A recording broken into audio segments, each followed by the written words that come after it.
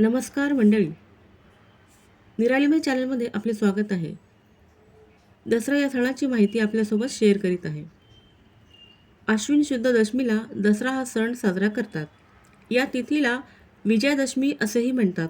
नवरात्र समाप्तीच्या दिवशी हा सण येतो. काही घराण्यात नवरात्र 9व्या दिवशी म्हणजे नवमीला उठवतात, तर काही ठिकाणी 10व्या दिवशी म्हणजे दसऱ्याला नवरात्र उठवतात. या दिवशी सीमोल्लंघन, शमीपूजन, अपराजिता देवीची पूजा आणि शस्त्रपूजा अशा 4 गोष्टी करायच्या असतात. 3.5 शुभमुहूर्तापैकी हा एक अर्धा शुभमुहूर्त असतो. त्यामुळे हा दिवस सर्व कामांना शुभ मानतात. दसरा हा सण भारतात सर्वत्र साजरा केला जातो. प्राचीन काळापासूनचा हा सण आहे. पूर्वी तो कृषी महोत्सव होता. पावसाळ्यात शेतकरी धान्य पेरतात. ते पीक तयार झाल्यावर घरात आणण्याच्या वेळी हा सण साजरा केला जात होता. आजही त्याच्या खुणा दिसतात. कित्येक जण नवमीच्या दिवशी शेतात तयार झालेले भाताचे लोंगर घरी आणून त्याची पूजा करतात. प्रवेशद्वारी टांगून ठेवतात. आजही नवरात्रात घटाजवळ नवधान्याची पेरणी करणे, तयार झालेले धान्याचे तण देवास वाहणे यातूनच कृषी महोत्सवाचे स्वरूप दिसते. नंतर या सणाला धार्मिक रूप आले. पुढे हा पराक्रम पूजनाचा दिवस मानला जाऊ लागला. या दिवशी शस्त्रास्त्रांची पूजा करतात. हत्ती, घोडे, युद्धात उपयोगी पशूंचीही पूजा करतात. दसरा म्हणजे सीमोल्लंघनाचा दिवस. सीमोल्लंघन म्हणजे सीमा ओलांडणे. समाजातील वाईट चालीरीती, विचित्र रूढी, परंपरा, मत्सर जे आहेत ते नष्ट करून परस्परांमध्ये प्रेमभाव, बंधुभाव निर्माण करायचा आहे. सरस्वती आणि लक्ष्मी, ज्ञान आणि धन यांची उपासना करायची आहे. सीमा ओलांडायची म्हणजे प्रगती करायची आहे. दसऱ्याच्या दिवशी सोने लुटतात. ही जी प्रथा पडली त्यामागे एक सुरेख कथा आहे. ही कथा फार प्राचीन आहे. रामाच्याही आधीची, रघुवंशातील रघुराजाची. एकदा रघुराजाने विश्वजित नावाचा यज्ञ केला. विश्वजित यज्ञ म्हणजे आपल्या पराक्रमाने सर्व पृथ्वी जिंकायची आणि जिंकलेले सर्व राज्य, सोने, नाणे, रत्ने हे गरजू लोकांना दान करून द्यायचे. केवढी त्यागाची भावना आहे, नाही? रघुराजाचा यज्ञ संपला.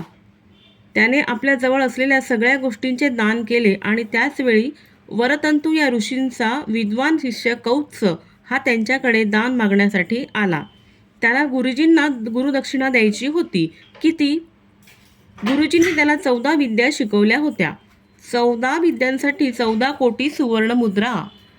खरं म्हणजे गुरुजींनी त्याला सांगितले होते, बाळ, तू शिकलास, ज्ञानी झालास, आणखी मला काय हवं? हीच माझी गुरुदक्षिणा. पण कौत्साने हट्टच धरला. गुरुजी थोडे रागावले आणि म्हणाले, तुला गुरुदक्षिणा द्यायची आहे ना, मग एकेका विद्येसाठी 1 कोटी सुवर्णमुद्रा. याप्रमाणे 14 कोटी सुवर्णमुद्रा आणि त्याही एकाच दात्याकडून आणल्या पाहिजेत. एवढे मोठे दान एक मुठी देणारा राजा त्यावेळी एकच होता, रघुराजा. म्हणून कौस त्याच्याकडे आला. राजाने त्याचे स्वागत केले, पण मातीच्या भांड्यांनी.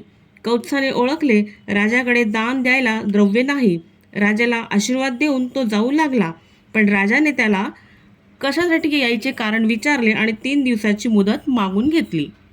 राजाने कौत्साला हव्या असणाऱ्या सोन्याकरिता देवांचा भांडारी जो कुबेर याच्यावर स्वारी करायचे राजाने ठरविले. आणि काय आश्चर्य, कुबेराला ही बातमी कळताच त्याने रघुराजाच्या नगराबाहेरील शमीवृक्षावर सुवर्णमोहरांचा पाऊस पाडला. कुबेराला राजाचे शौर्य, कीर्ती, त्याग माहीत होते. तो आपल्यावर का स्वारी करतोय हेही माहीत होते. त्यामुळेच त्याने सुवर्णमुद्रांचा पाऊस पाडला. दुसऱ्या दिवशी सकाळी राजाला हे कळताच त्याने त्या सर्व मुद्रा कौत्साला दान दिल्या. कौत्साने त्याला हव्या असणाऱ्या फक्त 14 कोटी मुद्रा घेतल्या. राहिलेले सोने तो घेईना आणि राजाही दिलेले दान परत घेईना. अखेर राजाने ते सोने लोकांच्याकडून लुटविले. तो दिवस होता विजयादशमीचा. तेव्हापासून सोने लुटण्याची प्रथा पडली. आज आपण आपट्याची पाने सोने म्हणून एकमेकांना देतो. दसऱ्याच्या दिवशी या दिवसाशी शौर्याच्या कथाही निगडीत आहेत. प्रभू रामचंद्रांनी रावणाचा वध करून विजय मिळविला तो याच दिवशी. पांडवांना वनवास पत्करावा लागला होता, त्यावेळी त्यांनी आपली शस्त्रे शमीच्या झाडाच्या ढोलीत ठेवली होती. पुढे वनवास अज्ञातवास संपल्यावर शमीच्या ढोलीतील शस्त्रे काढून विराट राजाच्या गायी पळविणाऱ्या कौरवांवर त्यांनी स्वारी केली आणि त्यात विजय मिळविला, तोही याच दिवशी असे मानतात. त्यामुळे या दिवसाला विजयादशमी असे नाव मिळाले आणि याचमुळे दसऱ्याच्या दिवशी शमीची व शस्त्रास्त्रांची पूजा करण्याची प्रथा सुरू झाली म्हणतात. राजपूत आणि मराठे यांनी अनेक स्वाऱ्या याच मुहूर्तावर केल्या. यावेळी नद्यांचे पाणी कमी झाल्याने सैन्यांना नदी ओलांडून जाण्यास अडचण येत नाही. पेशवे दरबारातही दसरा हा सण मोठ्या थाटाने साजरा होत असे. या दिवशी हत्ती, घोडे, उंट यांना स्वच्छ धुवून नंतर त्यांना नटवण्यात येईल. नंतर शस्त्रास्त्रांची पूजा होईल. नंतर वाड्यावरचा जुना भगवा ध्वज काढून आणि जरीपटका काढून त्या जागी नवीन ध्वज लावला जाईल. त्याचे पूजन होईल. त्यानंतर खुद्द पेशवे हत्तीच्या अंबारीत तर सरंजामदार व स्वार आपल्या घोड्यावर बसून मिरवणुकीमध्ये सहभागी होत असत. ईशान्य दिशेला विजय मुहूर्तावर शमीचे पूजन होई.